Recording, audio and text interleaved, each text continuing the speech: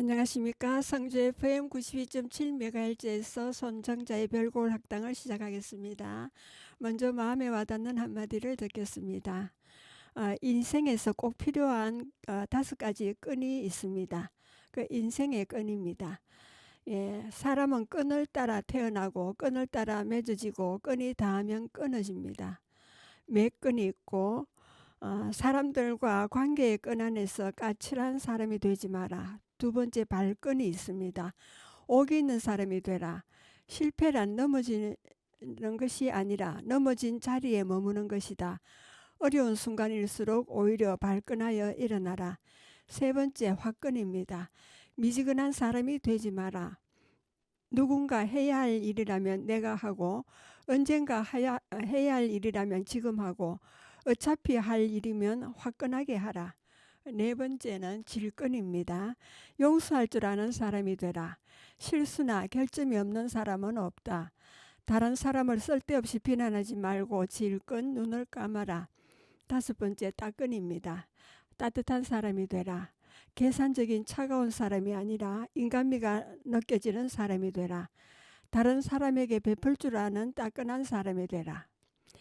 우리는 어머니 뱃속에서 탯줄이라는 끈으로 묶여 있었고, 탯줄이 끊어져 새로운 가족의 끈, 친구의 끈, 부부의 끈을 맺으며 살아가고 있습니다. 외관성 베네딕토 수도원 원장 박재찬 신부님의 말씀입니다. 오늘은 우리나라의 건축 양식과 사례에 대한 이야기고, 2부에서는 성시별 관약 유래에서 창녕 성시 개수공파와 야성 송시 부장공파와 충수공파, 그리고 평산 신시 문중에 대한 이야기가 준비되어 있습니다. 그럼 먼저 1부에 우리나라 건축에 관계되는 이야기를 하겠습니다.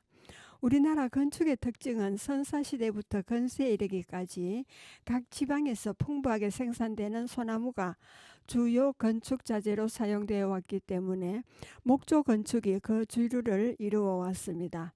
온대 계절풍 기후를 나타내는 대륙성 기후로서 겨울에는 추위가 심하여 모든 건축이 내한적 건축으로 발달되어 왔습니다.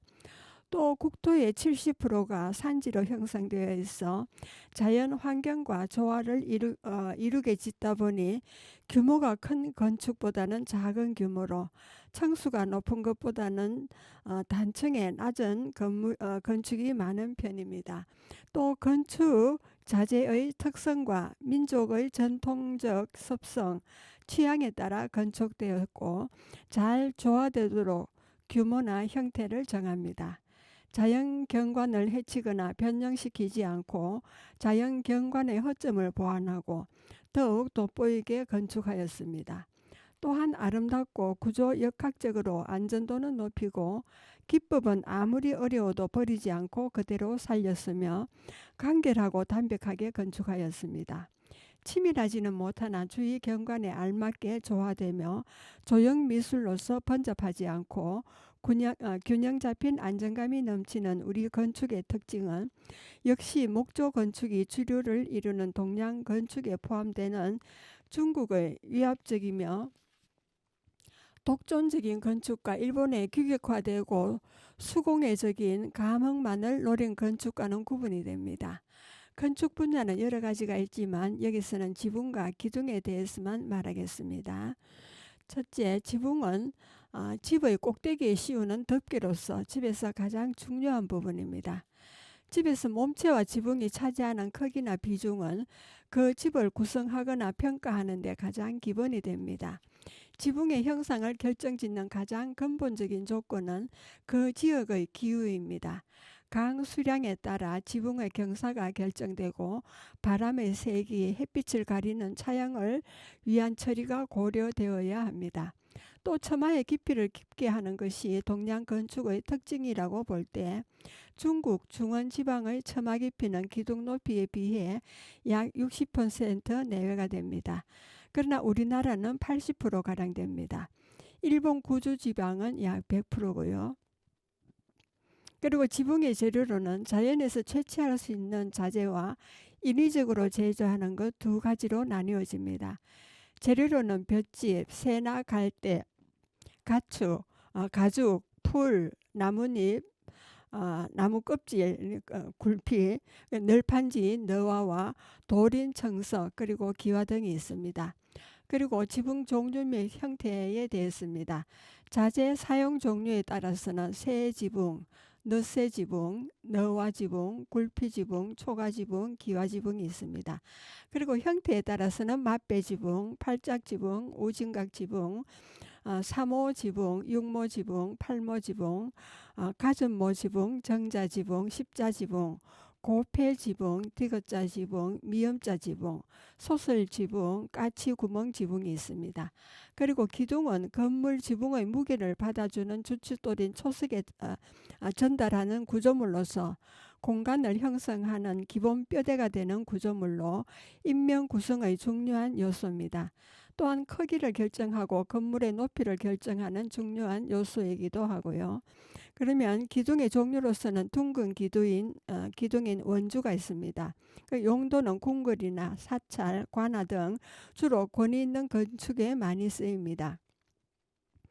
그리고 종류로는 원통 기둥과 배흘림 기둥, 미늘림 기둥이 있습니다. 그리고 모 기둥, 이렇게 방주가 있습니다.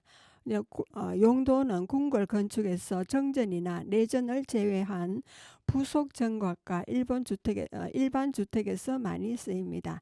그리고 종류로는 네모 기둥과 육모 기둥, 팔모 기둥이 있습니다. 그리고 외진 기둥으로는 건물의 외부 변두리에 둘러세운 기둥을 말합니다.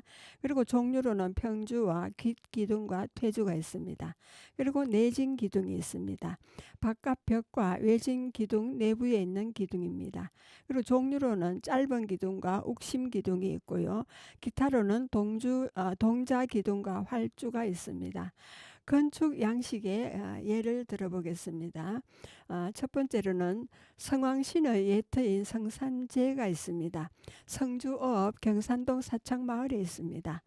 성산 이시의 시조 이능일이 살던 옛집터에 훗날 절이 들어서게 되었습니다. 고려 만렵에는 이 절도 허물어져서 그 자리에 마을의 곡식을 저장하는 창고인 사창이 서게 되었는데 세월이 갈수록 사창도 차츰 허물어지게 되었습니다. 사창 뜰 가운데는 이능일이 쓰던 우물이 있었는데 오래되어 허물어지니 나중에는 그 자리조차 아는 사람이 드물었습니다. 숙종 6년인 1680년 목사 신학의 꿈에 거룩한 모습을 한 신인이 나타나서 내가 쓰던 우물을 수리해 달라고 말하기에 꿈을 깨어 옛 이속배 늙은이들을 불러 조사해서 허물어진 우물을 찾아 고쳐 파고 사모당과 그 부속 건물을 지어 우물에는 이공신정이라 현판을 달았습니다. 이 사모당이 성산제로서 정면 5칸과 측면 3칸의 팔짝 지붕인데 1926년 후손들이 중수하였습니다. 고종 광무 4년인 1900년에 후손들이 이 공단을 쌓고 유업위와 비각을 세웠는데 1981년 성산 이시 종중에서 이공의 예틀을 정화 보수하고 아울러 모든 건물을 중수하였습니다. 그리고 입구에는 2층 누각을 세웠습니다. 성주읍의 성황사는 읍성안 남쪽 대상 현재 경산동 선앙동 마을에 있었는데 이 능일의 목상을 만들어 모신 곳으로 봄, 가을에 제사를 지냈습니다. 지금은 성황사는 허물어져 없고 그 앞에 회화나무 노목만 남아 있습니다. 성황사는 무당과 박수로 하여금 이를 주관하고 있었습니다. 선조 1년인 1568년 목사 김윤재가 못된 귀신을 제사하는 사당인 엄사라 하여서 목상을 불살라 버렸더니 성안뿐만 아니라 목사가 있는 관아 안에도 연병이 돌아 많은 사람이 죽게 되었습니다. 이에 놀란 목사는 사당을 다시 손질하여 정결하게 하고 상을 다시 모시고 제문을 지어 제사를 올렸더니 성주 고을이 비로소 조용할 수 있었다고 합니다. 옛부터 우리나라는 재정일치의 정치 체제로 후세에 이르러 정치와 제사가 분리되었습니다.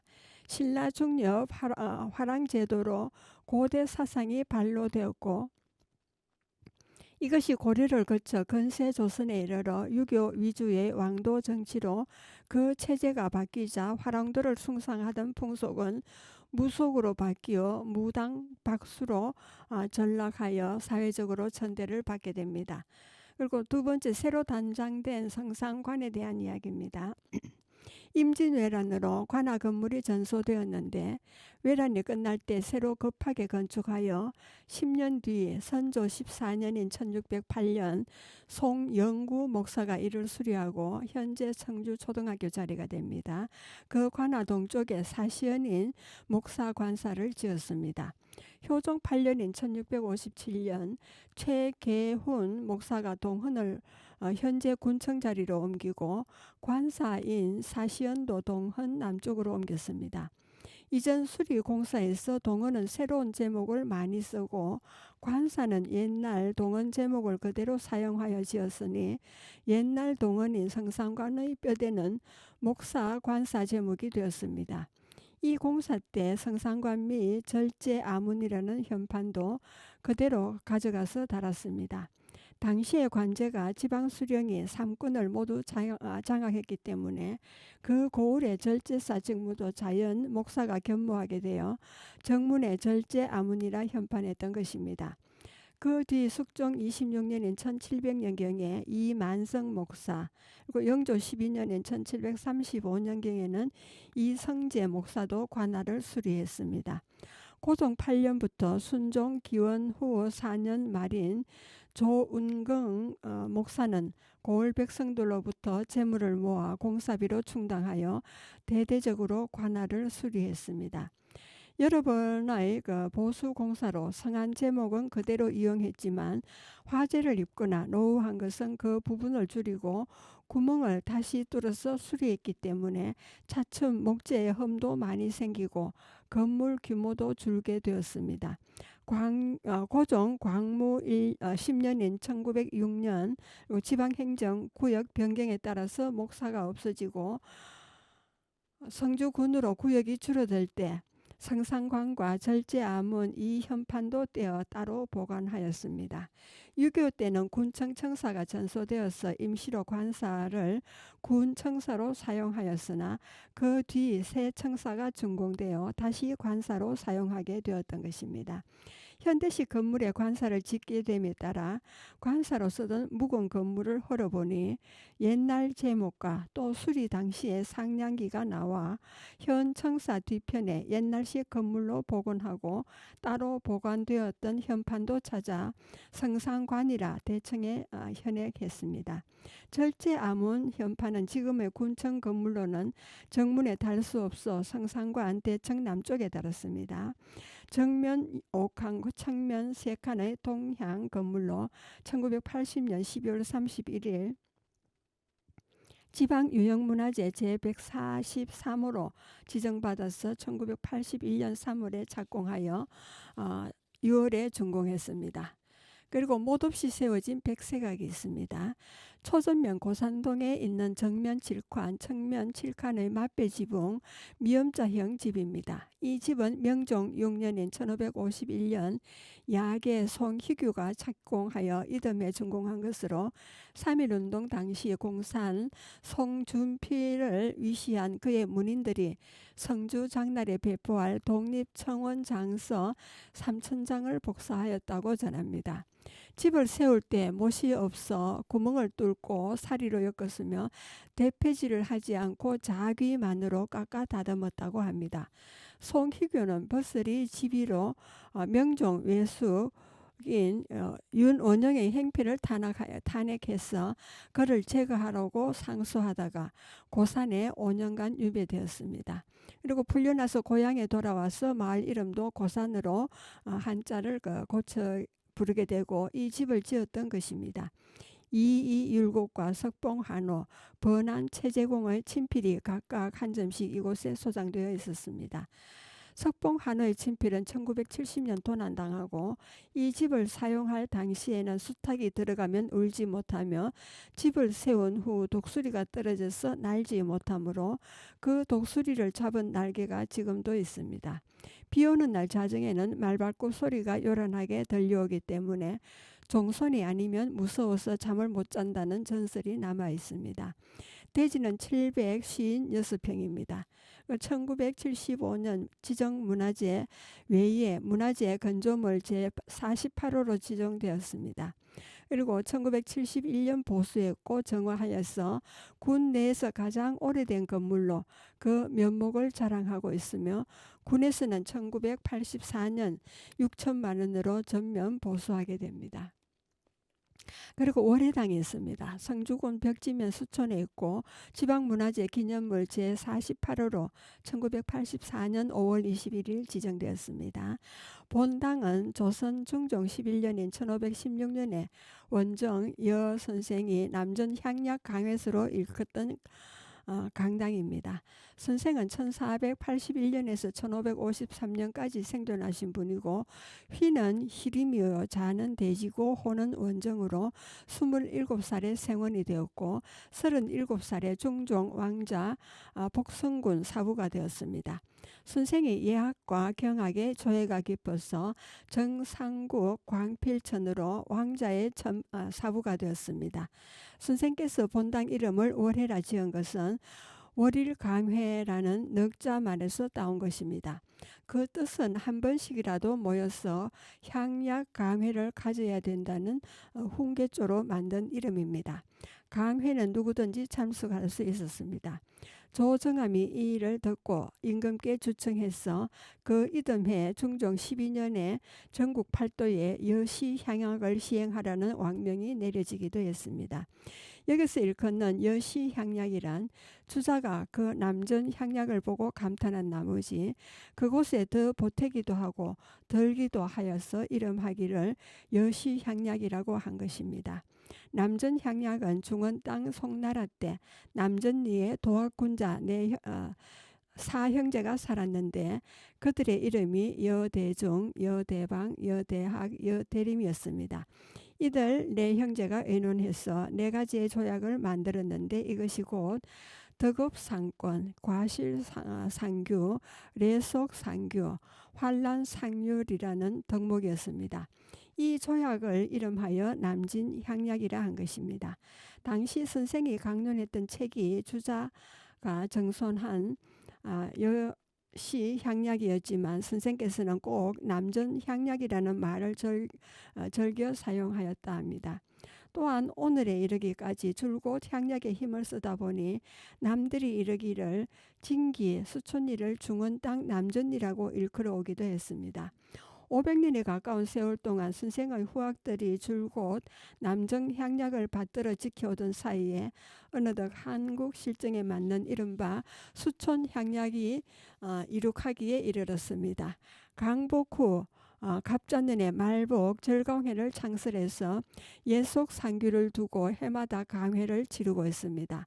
전국 남녀 대학생과 대학원생들의 수강을 환영하고 있습니다. 여러분은 지금 성주 FM 에서 손정자의 별고을 학당을 듣고 계십니다. 음악을 듣고 오겠습니다. 이은하의 봄비가 되겠습니다.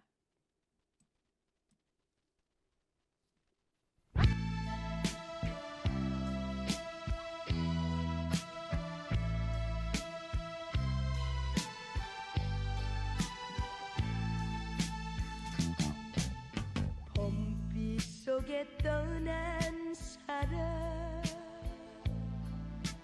봄비 맞으며 돌아왔네. 그때 그날은 웃으면서 헤어졌는데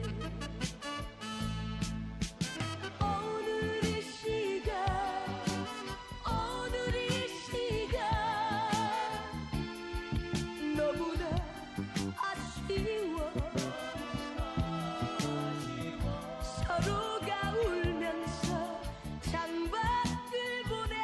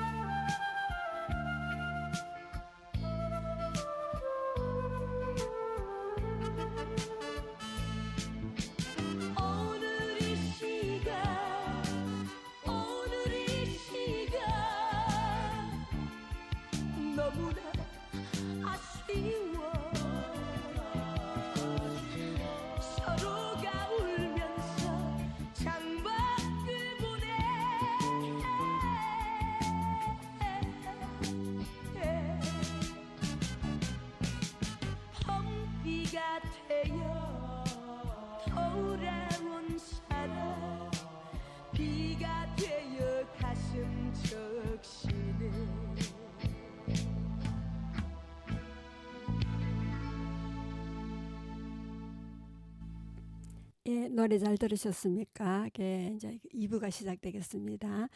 84개 성시별 관양 유래에서 오늘은 창녕 성시 개수공파 문중에 대한 얘기를 먼저 말씀드리겠습니다.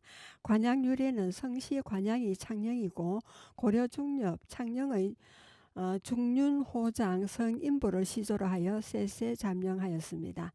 아들 성송국은 고려 문화시중이고 부친의 시신을 송경에서 창녕까지 천리부시한 효양으로 드러난 인물입니다.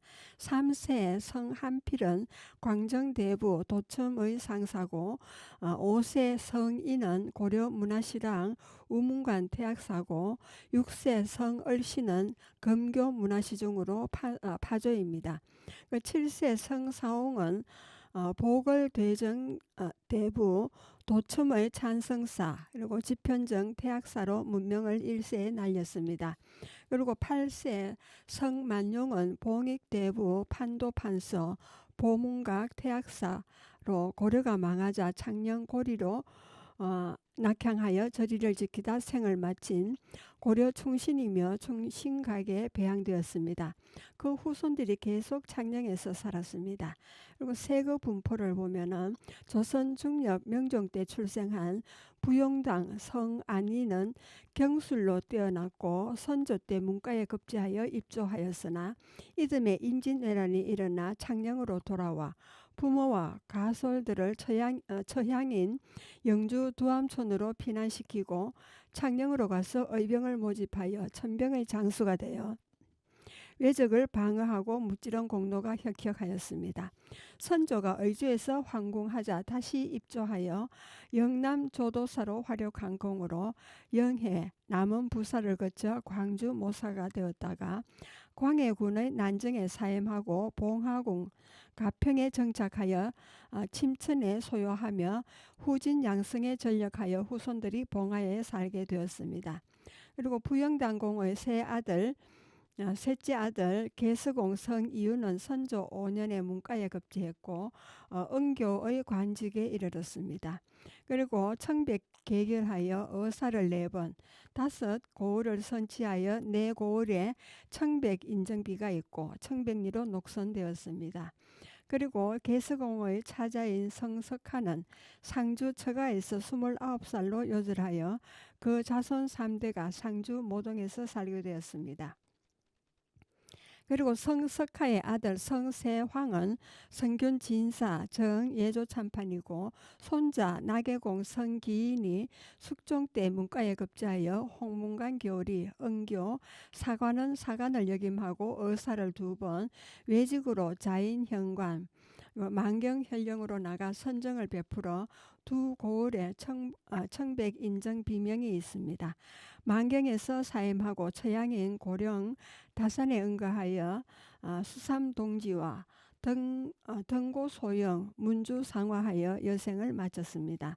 나계공의 자손이 칠곡 낙동강변 월호로 이거하여 3대를 살고 나계공의 정손인 3형제인 성헌노, 성관노, 성정노가 조선말 지금의 성주군 초준면 월곡 1, 2 배나무골에 정착하므로 그 후손들이 200년을 이곳에서 세거하게 되었습니다.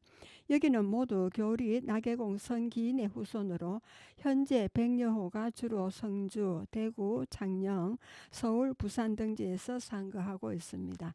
그리고 3번째로 인물 소개가 되겠습니다. 고려 때 창녕 성시 문중을 빛낸 주요 인물로는 성송국이 문화시장을 지내고 효행으로 이름이 높았던 분입니다.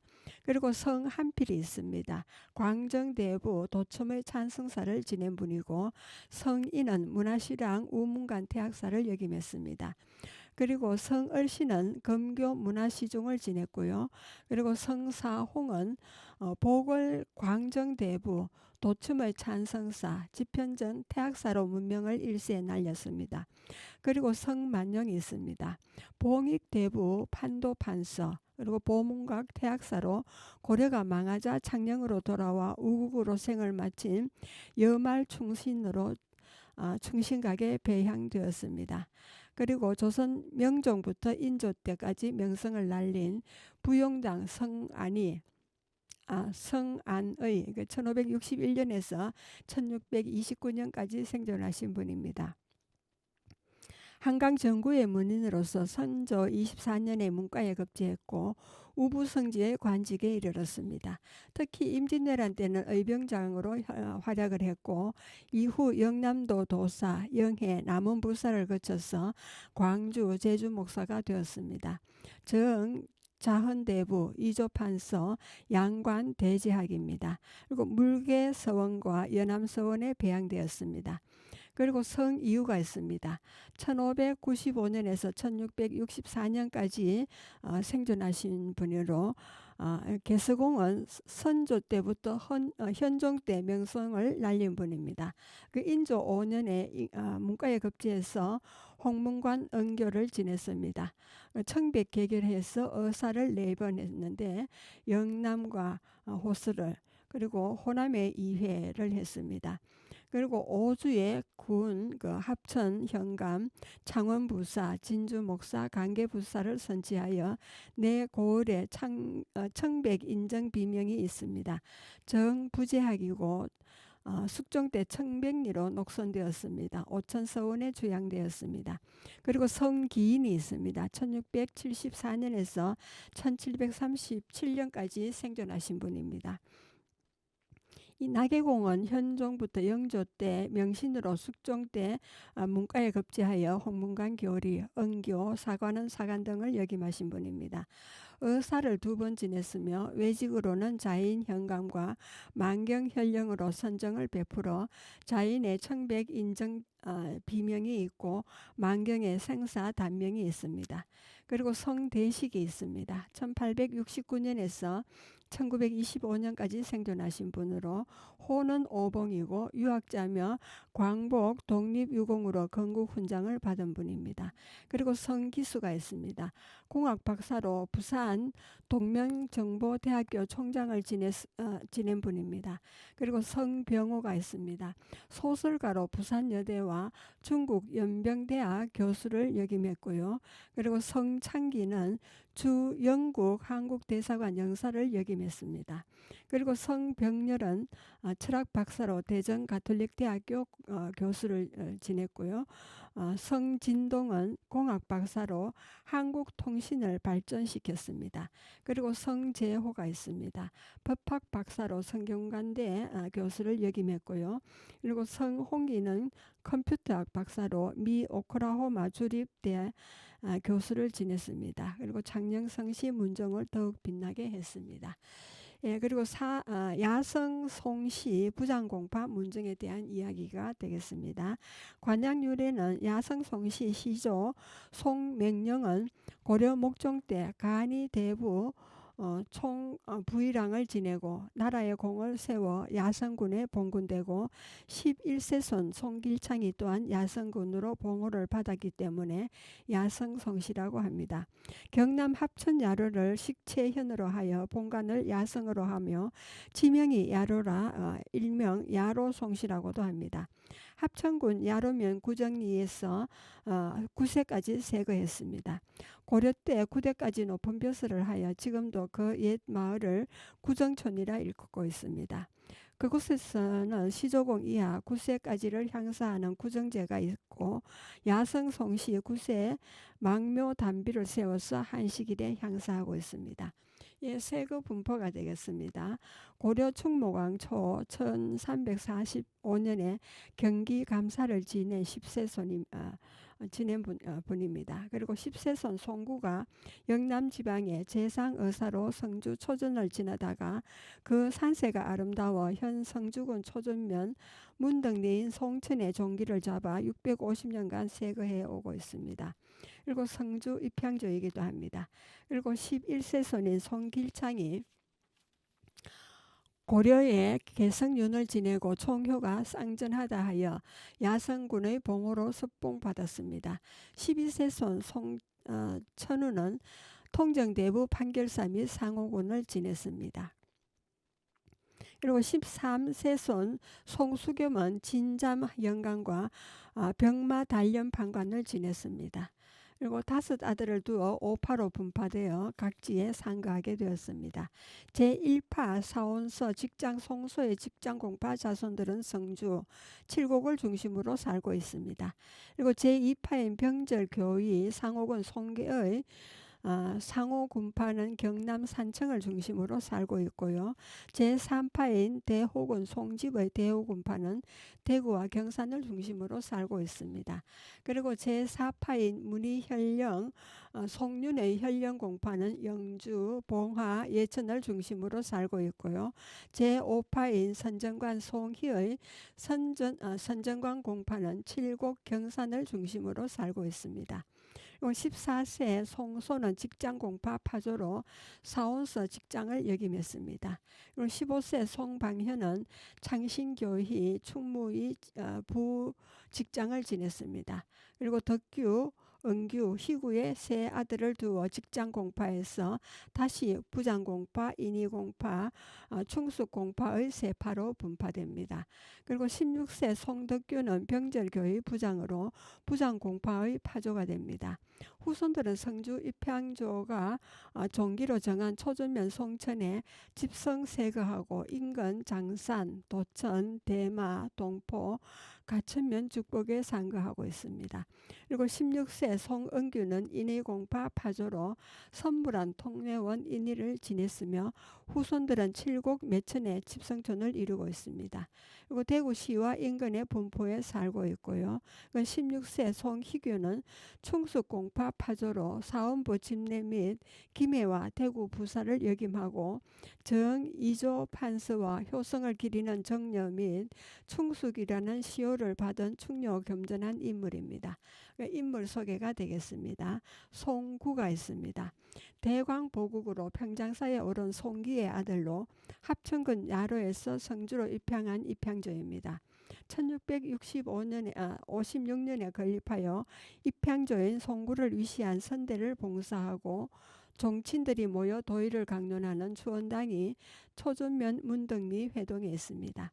2002년 8월 경상북도 문화재 자료로 지정되었으나 김천에서 현풍관 고속도로로 인해서 2005년 6월 야성군 묘소 앞으로 원형대로 이관하게 되었습니다. 그리고 유업이가 초전면 문덕리 송천 입구에 있고 묘소는 초전면 문덕리 회동에 있습니다. 그리고 송길창이 있습니다. 고려 때 개성윤을 지내고 홍건적의 난 때 공민왕을 현재 안동으로 호종하여서 2등 공신에 책봉받았고 충녀가 쌍전하다 하여 야성군의 봉호를 석봉받았습니다. 묘소는 초전면 문덕리 회동에 있습니다. 그리고 송천우가 있습니다. 동정태부 판결사 및 상호군을 지낸 분이고 공은 도길봉의 사위로 그의 형 도길부와 함께 이승계의 반대파로 몰려 주살당하고 공도 연좌되어 죽게 되었습니다. 이때 수군이 체포하라 하자 가야산 시문서로 들어가 죽음을 면하게 되었으며 여기서 일요암을 창건하였습니다. 지금도 가야산에 유지가 있고 묘소는 문덕리 회동에 있습니다. 그리고 송덕규가 있습니다. 송방현의 아들이고 야계공 송희구의 형으로 병절교위 부장으로 부장공파의 파조가 되고 자손은 문덕리 송천에 거주하고 있습니다. 묘소는 문덕리 회동에 있습니다. 그리고 송위가 있습니다. 부장공 덕규의 아들인데 합천군의 삼가 현감을 지내면서 선정으로 명망이 높았습니다. 그리고 묘소는 문덕리 회동에 있습니다. 그리고 송경덕이 있습니다. 삼가 현감 송위의 아들이고 군자 감정을 지낸 분입니다. 묘소는 문덕리 회동에 있습니다. 그리고 송광범이 있습니다. 1564년에서 1635년까지 생존하신 분이고 부장공 송덕규의 정손으로 용사의 난때 훈업이 많아 첨지 중추부사에 이르렀고 충원록에 실려 있습니다. 그리고 묘소는 김천시 조마면 삼산리 누산에 있습니다. 그리고 송광종이 있습니다. 송강종은 부장공의 정손이고 훈련은 판관에 이르렀고 충원역에 실려 있습니다. 그리고 송시준이 있습니다. 1588년에서 1617년까지 생존하신 분이고 둔화공 송광범의 아들입니다.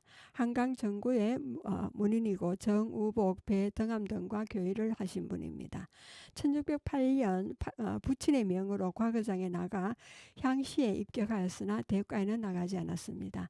공이 생각하기를 명리는 힘으로 구하지 못한다 하고 드디어 위기지학에 전력하였으나 안타깝게도 1617년 3월 병이 나서 별세하니 향년 30살이었습니다.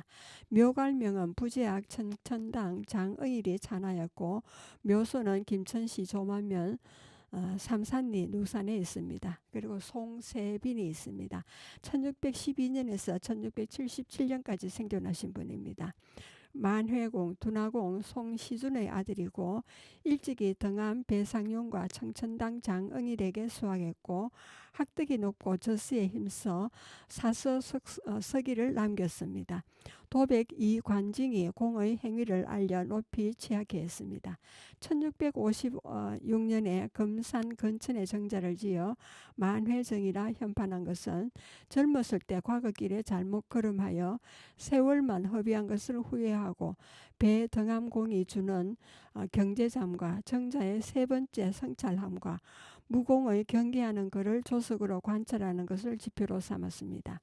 초전면 문덕리 송천에 1926년에 건립한 만해정이 있고 최시립이 짓고 석봉 한호가 쓴 유금강산 책자가 경상북도 문화재로 지정되어 만해정에 보검되어 있습니다.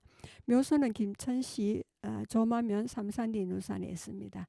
그리고 송익이 있습니다. 1631년에서 1701년까지 생존하신 분이고 호는 업치헌 만해공의 장자로 스스로 숭정처사라 하며 과거 보는 일을 버리고 의리를 돈독히 하는 데 힘썼고 바른 학문으로 후진을 육성하였습니다. 6살부터 55살까지의 일기가 남아있습니다. 그리고 송식이 있습니다. 1639년에서 1709년까지 생존하신 분입니다. 그 만해공의 차자고 성균진사로 월담 여효사의 사위이기도 합니다. 평생 스스로 지키기를 엄하게 하였고 한 번도 자기의 의지를 굽히지 않고 고을 선비들과 유유자적하였다고 합니다. 그리고 송후가 있습니다. 만해공의 셋째 아들로 묵가에 올라 익상군수 사제감정을 지냈습니다. 서예 유승룡 선생의 현손서입니다. 그리고 송계기가 있습니다. 1646년에서 1718년까지 생존하신 분입니다. 호는 사화당 만해공의 손자이고 업치헌공의 장자입니다. 백오촌에서 수학하였고 성리학과 문장에 뛰어났습니다. 묘갈은 성산이 여팔거가 찬했습니다. 그리고 송태기가 있습니다. 만해공의 손자고 업치헌공의 셋째 아들로 성균관 사애를 지냈습니다. 그리고 송두석이 있습니다. 1675년에서 1711년까지 생존하신 분으로 사화동공의 아들이고 숙종 때 진사가 되었습니다. 그의 학문에 고을 선비들이 감탄하고 흠모지 않는 이가 없을 정도였다고 합니다. 그리고 송홍래가 있습니다. 1876년에 출생해서 1948년 돌아가신 분으로 호는 회천, 초전면 문덕리에서 출생했는데 만회공 송세빈의 구대손입니다. 망구 이종기로부터 수학해서 경서에 통달한 대유학자였습니다. 특히 서예의 대가로 회천이 남긴 필적으로 비문, 현판, 액자 등이 그 수를 헤아릴 수 없고 3.1운동 때 파리 장서에 서명한 139명 중에 한 사람으로 대구 형모소에서 옥고를 치르기도 했습니다. 그리고 해방 후에는 건국 포상을 주서받았고 충신당에 재향되었습니다. 여러분은 지금 성주 FM 92.7MHz에서 손정자의 별고을 학당을 듣고 계십니다. 음악을 듣고 오겠습니다. 전영록의 아직도 어두운 밤인가 봐입니다.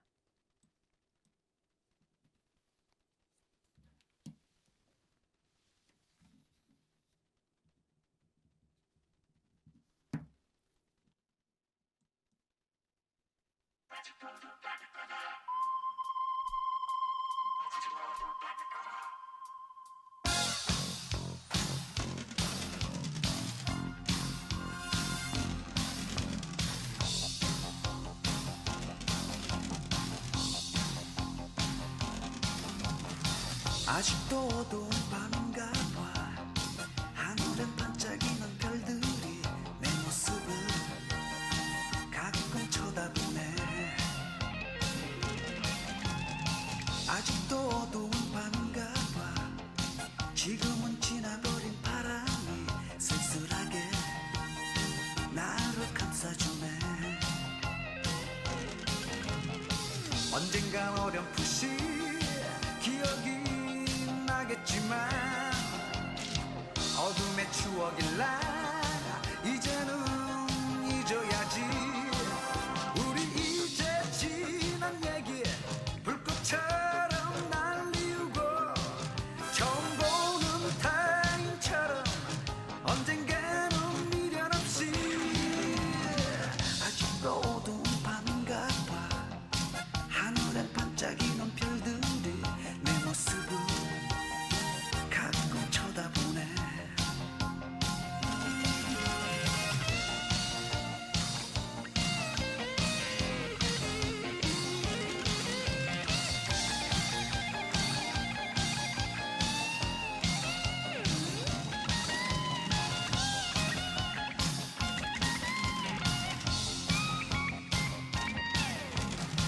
아직도 어두운 밤인가 봐. 하늘엔 반짝이는 별들이 내 모습을 가끔 쳐다보네. 아직도 어두운 밤인가 봐. 지금은 지나버린 바람이 쓸쓸하게 나를 감싸주네. 언젠간 어렴풋이 기억이 나겠지만 어둠의 추억일라 이제는 잊어야지. 우리 이제 지난 얘기 불꽃처럼 날리우고 처음 보는 타인처럼 언젠가는 미련 없이. 아직도 어두운 밤인가 봐. 하늘엔 반짝이는 별들이 내 모습을 가끔 쳐다보네.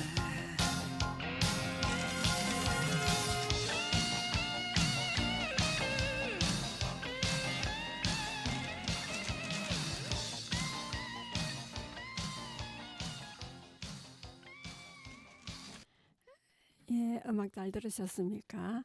예, 이어서 야성송시 충수공파 문중에 대한 이야기가 되겠습니다.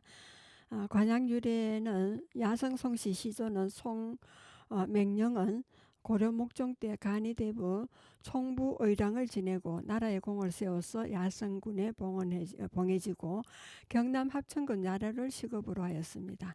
10세 송구가 합천으로부터 성주로 이거에 살아 성주 입향주가 됩니다. 16세 야계 송희교를 을사명현으로 1545년 사원부 집의로 계실 당시 세도가 윤원영을 탄핵하다 전라도 고산으로 5년간 귀양살이를 한 후 사면되어 고향 송천 근처 봉암산 아래 혼란은 잊지 않기 위해 마을 이름을 노풀고 매산 고산이라 하고 문중의 기틀을 잡았습니다. 그 후 조정에서 충숙의 시효를 내렸고 충숙공파의 파조가 됩니다. 그 세거 분포로는 충숙공포는 야계 선생이 1551년 고산에서 종기를 잡은 이후 450년 이상 성주군 초전면 고산리를 중심으로 집승촌을 이루며 살아오고 있습니다. 초전면 대장 2리인 도청과 자양리, 신풍, 용복리 그리고 동포리와 달성군 하빈면 무동 구미시 도량동 고화면에 흩어져 살고 있습니다. 예, 인물 소개가 되겠습니다. 송희규는 1494년에서 1558년까지 생존하신 분입니다. 자는 천장이고 호는 야계 또는 야계 산홍이라 합니다. 성종 25년인 1494년 성주군 초전면 송천리에서 출생했고 1513년 사마시에 합격하여 1519년에 문과에 급제했습니다. 그리고 1546년에 두 번째로 급제해서 통정대부로 성차되어 대구 부사가 되었습니다. 1547년 을사년 사원부 지변시 명종의 외숙 윤원형을 탄핵한 일을 추론하여 전라도 고산에 유배되었다가 사면되어서 고향에 돌아와 봉암산 아래 백색각을 짓고 다시는 벼슬에 나가지 않고 시와 술을 즐기며 유유자적하신 분입니다. 효성과 의회가 타고났고요. 선조를 받드는 데 정성이 극진했고 1543년 경상도 관찰사인 회제 이은적이 야계의 효우가 지극함을 장계로 올려 조정에서 정려가 내려지기도 했습니다. 사후 이조 판서에 정직되고 충숙이란 시호가 하사되었습니다. 청국서원, 동편사후와 봉강서원에 제향되었습니다. 그리고 송현이 있습니다. 1517년에서 1556년까지 생존하신 분으로 야계공의 아들로 회제 이은적과 태괴 이황의 제자로 1556년 문과에 급제했고 성균관 하규 성문은 정자가 되었으나 요절하였습니다. 그리고 송유경이 있습니다. 1536년에서 1592년까지 생존하신 분으로 자는 정직이고 호는 성함입니다. 야계공의 손자로 조부로부터 가학을 이어받고 1561년 사마시에 합격했습니다. 성균관에 유학했으나 향리에 돌아와 응거불사하였습니다. 충효가 독실하여 업지에 실려 있기도 하고요. 젖으로는 경몽요워 의절 집약이 있습니다. 그리고 송광정이 있습니다. 1556년에서 1607년까지 생존하신 분입니다. 자는 잔재, 호는 송간,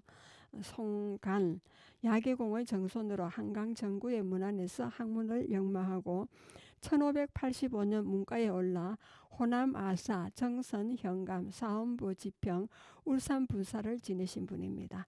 그리고 송광홍이 있습니다. 1562년에서 1622년까지 생존하신 분이고 호는 쌍계고 야계공의 정손입니다. 금부도사를 지냈고 문해로 이름을 날렸습니다. 임진왜란 때 부친이 적에게 죽임을 당한 후 명리에는 뜻을 두지 않고 두문불출하여 학문에만 전념하신 분입니다. 그리고 송광계가 있습니다. 1566년에서 1615년까지 생존하신 분으로 자는 군옥이고 호는 용계, 야계공의 정손으로 한강 정구의 제자로 1601년 문과에 올라서 성균관 박사와 호조 좌랑 겸 춘추관 기주관이 되었습니다. 이덕형, 신험, 이정구와 국조실록을 짓는 데 참여했고 사원부 지평, 종부 시정을 지냈습니다. 그리고 송시서가 있습니다. 1582년에서 1640년까지 생존하신 분으로 송광정의 아들로 사섬 시 첨정을 지냈습니다. 그리고 송세필이 있습니다.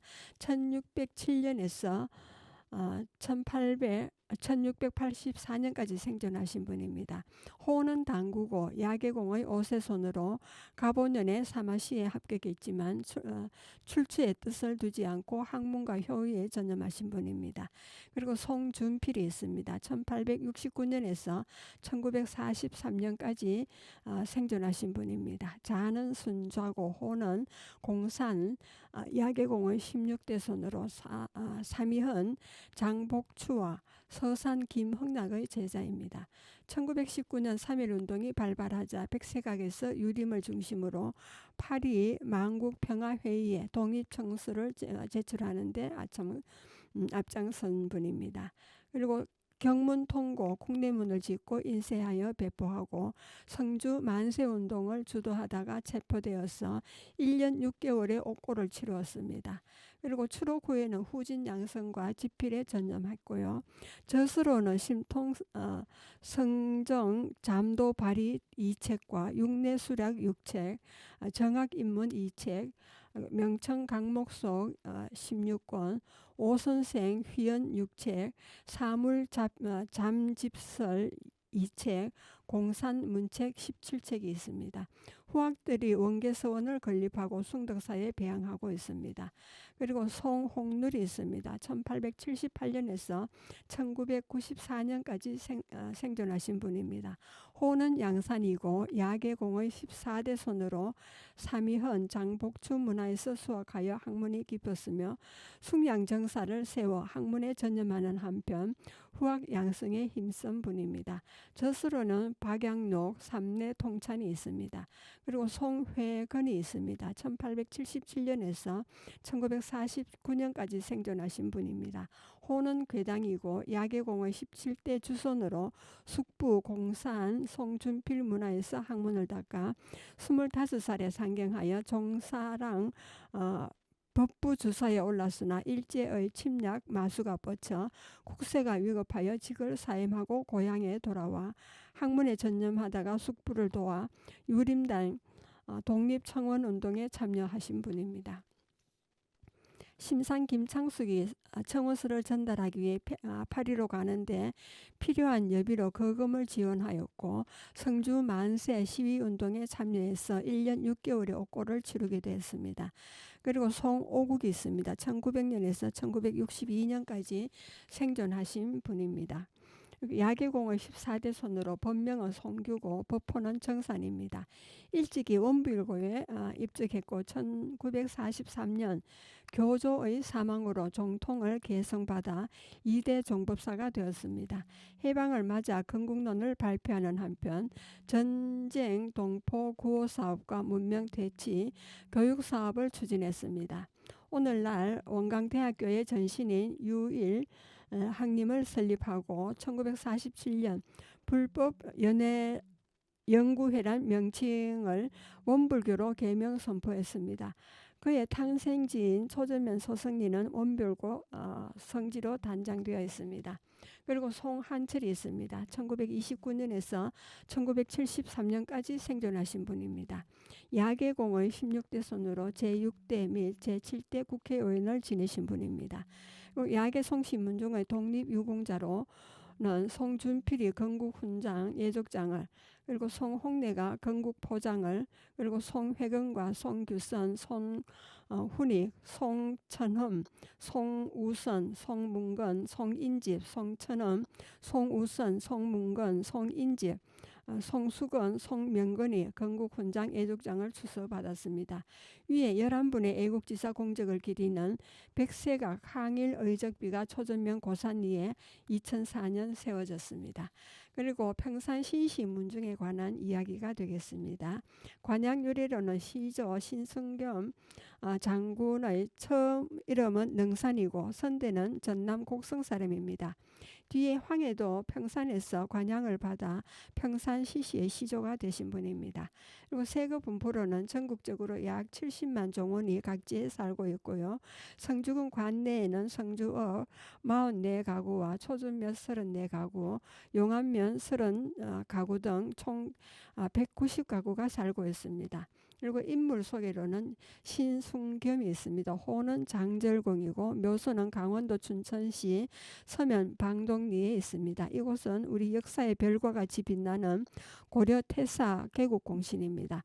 평산 신시의 시조인 신승겸 장군의 묘소가 있습니다. 그 신승겸 장군은 신라말 전라도 곡성에서 출생했고 태어나면서부터 몸이 장대하고 천성이 용맹스러웠고 활 쏘는 재주와 무예가 뛰어나 장수다운 자주를 갖추고 있었습니다. 일찍이 태봉의 기장으로 있을 때 서기 918년인 6월 홍유, 배현경, 복지겸과 논의해서 포악한 궁예를 몰아내고 왕건 태조를 받들어 고려를 개국하신 분입니다. 태조 10년인 서기 927년 가을 후백제의 견훤이 신라를 공격하자 태조는 신라를 돕고자 대구 팔공산에서 견훤을 맞아 싸웠으나 워낙 수가 많은 후백제군에게 포위되어서 위험한 지경에 이르렀습니다. 이때 신순겸 장군은 그 용모가 태조를 닮았으므로 태조를 숨기고 자신을 태조로 가장하여 싸우다가 장렬히 전사하였으니 그 충절이야말로 일요일과 같이 밝고 별과 같이 빛난다 하겠습니다. 위기를 모면한 태조는 전투가 끝난 뒤 머리 없는 신순겸 장군의 시신을 찾아내어 통곡하고 없어진 머리를 만들어 태조가 직접 장례를 행하고 광주해 비방동 현재 춘천시 서면 방동리에 예장했습니다. 전사한 팔공산 그 자리에는 단을 모으고 지묘사를 지어 장군의 명복을 빌게 하였습니다. 묘소는 서기 1976년 6월 15일 강원도 지방문화재 기념물 제21호로 지정되었습니다. 곡성읍에서 남으로 50리쯤 되는 전남 곡성군 목사동면 구룡리가 바로 고려태사 정절공 신순겸 장군이 탄생한 곳이기도 합니다. 조선 고정 5년인 1868년 무진년에 후손 신명희가 보국 신흥과 판서 신석희와 의논해서 원림과 전토를 사들이고 초목을 검하여 수호해 오다가 고종 정유년인 1897년 유업일을 세웠습니다. 1929년에 단을 모으고 용산단이라 하여 음력 9월 중정일에 향사를 올리고 있습니다. 1981년 10월 20일 전라도 지방문화재 기념물 제56호로 지정되었습니다. 대구 광역시 동구 지묘동은 고려 태조 10년인 서기 927년 가을에 태조가 신라 경주를 노력하고 돌아가는 후백제의 견훤을 맞서 싸웠으나 오히려 전세가 불리하게 되자 장절공이 태조를 구하기 위해 태조를 숨기고 대신 싸우다 전사한 곳입니다. 전사한 자리에 단을 모아 표지하였으니 곧 순절단입니다. 일명 표충단이라고도 합니다. 그 후 순조 19년인 1919년 김원년에 대구 영장인 후손 의직이 단을 3단으로 중수하고 단소 내에 고려 장절신공 순절지지라고 현각한 비석을 세웠습니다. 순절단은 1982년 3월 4일 대구광역시 지방문화재 기념물 제1호로 지정되었습니다. 1100년을 이어온 후손들은 시조 장절공 신순겸 장군의 두상을 취함으로 머리 없는 무덤을 언제나 한으로 여겨 방동리, 구룡리, 지묘동에 각 1개소씩 동상을 세웠습니다. 여러분은 지금까지 성주 FM 92.7MHz에서 손정자의 별골 학당을 들으셨습니다. 마지막 음악을 듣겠습니다. 노사연의 바람이 되겠습니다.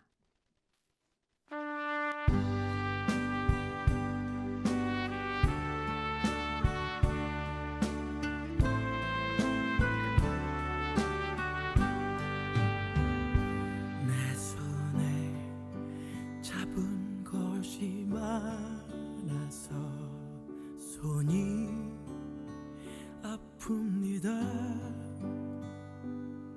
등에 짊어진 삶의 무게가 온몸을 아프게 하고 매일 해결해야 하는 일 때문에 내 시간도 없이 살다가 평생 바쁘게 걸어왔으니 다리도 아픕니다. 내가 힘들고 외로워질 때 내 얘기 조금만 들어준다면 어느 날 갑자기 세월의 한복판에 덩그러니 혼자 있진 않겠죠. 큰 것도 아니고 아주 작은 한마디 지친 나를 안아주면서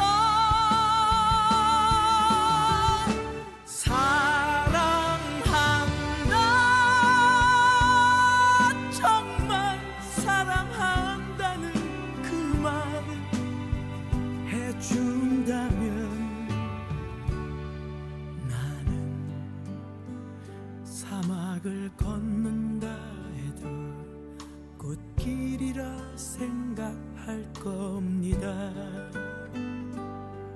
우린 늙어가는 것이 아니라 조금씩 익어가는 겁니다.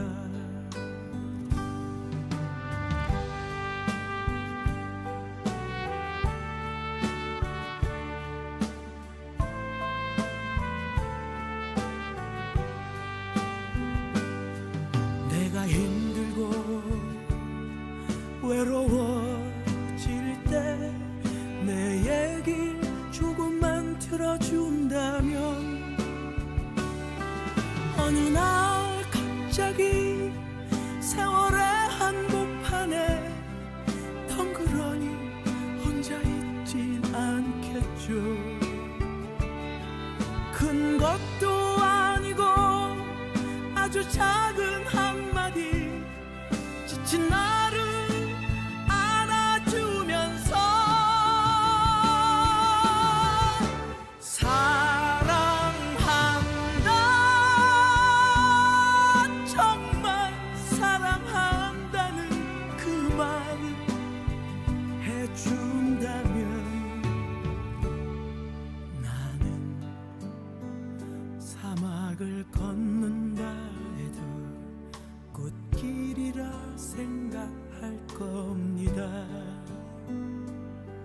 우린 늙어가는 것이 아니라 조금씩 익어가는 겁니다. 우린 늙어가는 것이 아니라 조금씩 익어가는 겁니다. 저 높은 곳에 함께 가야 할 사랑 그대뿐이죠.